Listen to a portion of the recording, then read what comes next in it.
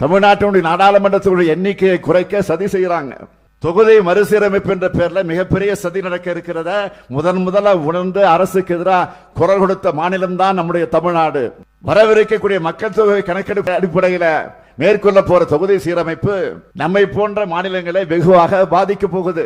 மக்கள் தொகையை பல்வேறு பல திட்டங்கள் மூலமா கட்டுப்படுத்தின நம்மை போன்ற மாநிலங்கள் நாடாளுமன்ற தொகுதியில் எண்ணிக்கையை பெரிய அளவில் இழக்க நேரிடும். இதே போல தென் மாநிலங்களும் தங்களுடைய தொகுதிகளை எண்ணிக்கையை இழப்பாங்க. உடனடியாக இது தொடர்பாக அனைத்து கட்சி கூட்டின அந்த கூட்டத்தில் எடுக்கப்பட்ட முடிவின்படி இதுபோல பாதிக்கப்படுகிற எல்லா மாநிலங்களையும் இணைச்சு சென்னையிலே ஒரு கூட்டம் கூட்டப்பட்டுச்சு. 7 மாநிலங்களை சார்ந்த 22 கட்சிகள் அந்த கூட்டத்தில் கலந்து கொண்டாங்க. அந்த கூட்டத்துடைய முடிவின்படி அகில இந்திய முழுமைக்கான கூட்டு நடவடிக்கை குழுவை அமைச்சிருக்கிறோம். அந்த குழுவின் சார்பில் பிரதமர் மோடி அவர்களை சந்திக்க தேதி கேட்டு கடிதம் அனுப்பி இருக்கிறோம். பிரதமர் அவர்களோ விரைவில் நேரம் ஒதுக்குவார் என்ற நம்பிக்கையோடு நாங்கள் இருக்கிறோம். இந்த கூட்டத்தின் மூலமாக, இந்த நிகழ்ச்சியின் மூலமாக, உங்கள் மூலமாக தமிழ்நாட்டுக்கு வரக்கூடிய மாண்புமிகு பிரதமர் மோடி அவர்களை நான் கேட்க விரும்புவது, தமிழ்நாட்டு மக்களுக்கு ஏற்பட்டுள்ள நியாயமான அச்சத்தை நீங்க போக்கணும்.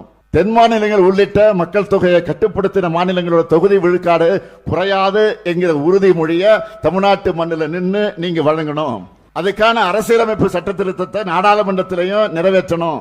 இது ஏதோ வெறும் தொகுதியோட எண்ணிக்கை பத்தின கவலை மட்டும் இல்ல, இது நம்ம அதிகாரம், உரிமைகள் மற்றும் எதிர்கால நலன்களை பத்தின கவலை. புதுச்சேரியோடு சேர்த்து 40 எம்பிக்கள் இருக்கும்போது தமிழ்நாட்டின் குரலை நாடாளுமன்றத்தில் நசுக்கிறாங்க. இந்த எண்ணிக்கையும் குறைஞ்சா தமிழ்நாட்டை ஒழிச்சிடுவாங்க, நசுக்கிடுவாங்க. இந்தி திணிப்பு, நிதி ஒதுக்கீடு மற்றும் சிறப்பு திட்டங்கள்ல தமிழ்நாடு புறக்கணிப்புன்னு நம்ம எம்பிக்கள் நாடாளுமன்றத்தில் நம்ம மாநிலத்துக்காக மட்டும் இல்லாம ஒட்டுமொத்த இந்தியாவுக்காகவும் பேசுறாங்க. அதனாலதான் நம்ம வலிமையை குறைக்க பாஜக துடிக்குது.